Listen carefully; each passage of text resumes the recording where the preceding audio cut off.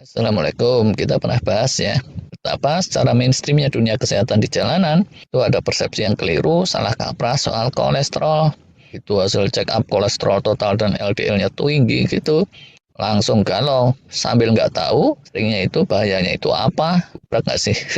Bahkan dokter masih banyak yang gitu loh, sambil belum lihat detail yang lain, bisa langsung kasih resep statin Lipitor penurun kolesterol. Nah, padahal ya, di zaman kekinian yang seperti itu insya Allah gak lama lagi masuk kategori ngawur. Soalnya dari berbagai penelitian makin kesini makin terbukti bahwa menyikapi kolesterol itu tidak bisa secara kacamata kuda. Kalau kacamata cengdem aja masih mending. Tapi kalau kacamata kuda, nehi, walah, gak jelas ini maksudnya. Jadi ya, saat kita menyikapi kolesterol, itu mesti dengan melihat faktor-faktor lainnya, dan bahaya enggaknya itu juga terkait sama faktor-faktor lain. Ibaratnya kayak gini nih, air dalam jumlah banyak banget, itu bahaya apa enggak? Ya bisa bahaya. Banjir bandang atau banjir pada umumnya itu kan bahan dasarnya air yang banyak, benar kan ya? Nah, di sisi lain, air banyak itu kalau gilingannya benar, bisa untuk penghijauan, bisa pembangkit listrik, energi terbarukan, dan seterusnya banyak manfaat. Kolesterol itu juga seperti itu. Atau dengan kata lain, gini ya, andai semua hal yang lain-lainnya 100% normal, nggak ada kelainan genetik, nggak ada kelainan bawaan, skala marka darah normal, berat badan, tensi, urin, saluran cerna, dan seterusnya semua normal, yang tinggi cuma kolesterol tok, itu tuh bahayanya apa coba? Nggak ada yang tahu, beneran. Dan nggak ada atau belum ada yang bisa membuktikan bahayanya itu apa secara ilmiah. Kalau secara sok-sokan atau secara sok tahu, itu mungkin ada, tapi itu bukan rujukan kita. Jadi, kalau dulu dibilang HDL itu kolesterol baik, LDL kolesterol jahat, zaman kekinian, pakar-pakar dunia nggak pakai pakem itu lagi. Atau kalau masih menyebut kolesterol jahat, mereka pakai tanda kutip gitu. Karena apa? Karena ya LDL maupun HDL itu dua-duanya makhluk tak berdosa ciptaan Allah. Ini bercanda tapi serius loh ya. Fakta nih ya. Data statistik di negara-negara maju itu menunjukkan bahwa mayoritas yang kena serangan mendadak itu bukanlah orang-orang yang skor kolesterolnya tinggi-tinggi amat. Itu ini maksudnya serangan jantung, kardio, stroke kayak gitu ya. Dan bukannya serangan fajar. Walah. Di kita juga sering ada yang nyeletuk tuh. Waduh, padahal check up kemarin kolesterolnya mendekati normal loh. Tapi kok jungkel? Nah, tapi kalau di jalanan tuh ya, dalam peristilahannya aja juga udah keliru dan kaprah sih ya. LDL itu bukan kolesterol. HDL itu juga bukan kolesterol. HDL, LDL itu sebenarnya lipoprotein. HDL itu high density lipoprotein, LDL itu low density lipoprotein. Lipo itu lemak, tidak akur sama air, sedangkan protein itu akur sama air. Dan kalau dua ini gabung jadi lipoprotein, bagian luarnya kan protein. Dia bisa flowing, ngalir dalam aliran darah secara seamless, dan bagian dalamnya itu lemak, dia bisa mewadahi lemak-lemak lain macam trigliserid dan si lemak kolesterolnya itu sendiri. Jadi, lipoprotein itu kendaraan untuk mentransportasikan lemak-lemak macam trigliserid dan si kolesterolnya itu, karena realitanya secara stand alone-nya lemak-lemak macam trigliserid dan kolesterol itu nggak bisa flowing begitu saja dalam aliran darah, karena sifat dasar lemak atau lipo itu emang nggak akur sama air, dan darah kita itu basisnya air. Dan supaya bisa, dia mesti naik kendaraan, yaitu berupa lipoprotein tadi itu, LDL atau HDL. Nah, semoga rujukan saya yang ranginya benar nih ya.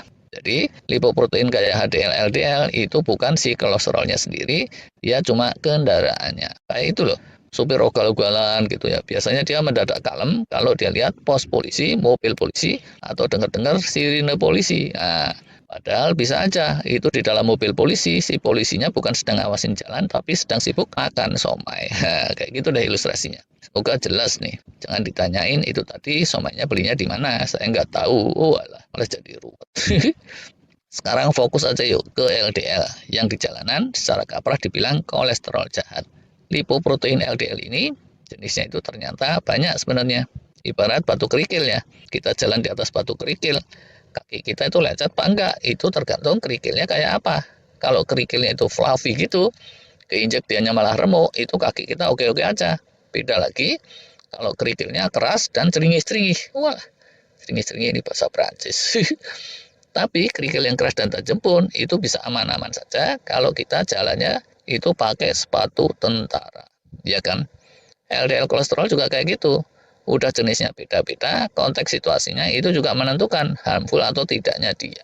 Atau secara gampangnya, LDL itu bisa jahat, maut, bisa jadi bahannya plak yang nyumbat di saluran kardio kita, tapi bisa juga dia itu baik-baik saja, bisa juga netral-netral aja, dia itu bisa beda-beda kayak gitu. Kita lihat dari jenisnya ya, secara garis besar LDL itu ada dua macam. Pertama LDL yang fluffy gitu, ini aman aja, tidak bahaya.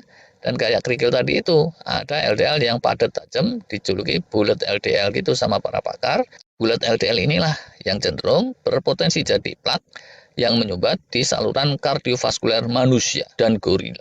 Gorila nggak usah dihitung deh ya, sorry. Kalau skor LDL kita 200 misalnya, itu banyakkan yang fluffy LDL atau bulat LDL. Seringnya itu kita nggak tahu. Dan realitanya seringnya itu kombinasi ya. Ada yang fluffy, ada yang bulat. Porsinya mana yang lebih dominan, itu tiap orang bisa beda-beda. Contoh nih ya, kalau simian skor LDL-nya cuma 200, bisa aja bulat LDL-nya lebih banyak daripada simuin yang skor LDL-nya 240. Faktor risikonya itu jadinya malah yang skornya kecil bisa lebih tinggi. Terus konteks itu juga menentukan faktor-faktor lainnya yang saling mempengaruhi. Jadi ya, tinggi rendahnya kolesterol kita itu kan 70-80%-nya ditentukan oleh tubuh kita sendiri. Sesisanya baru terpengaruh oleh asupan yang kita makan. Lipoprotein LDL-nya tadi yang merupakan kendaraannya si kolesterol itu juga terus mengikuti banyak sedikitnya kolesterol yang mesti diangkut. Gambaran gampang-gampangannya seperti ini nih ya, hubungan antara kolesterol dan probabilitas atau risiko mortalitas. Orang yang LDL kolesterolnya itu rendah banget, itu semua pakar sepakat risiko mortalitasnya atau risiko kematiannya yang mendadak malah lebih maut.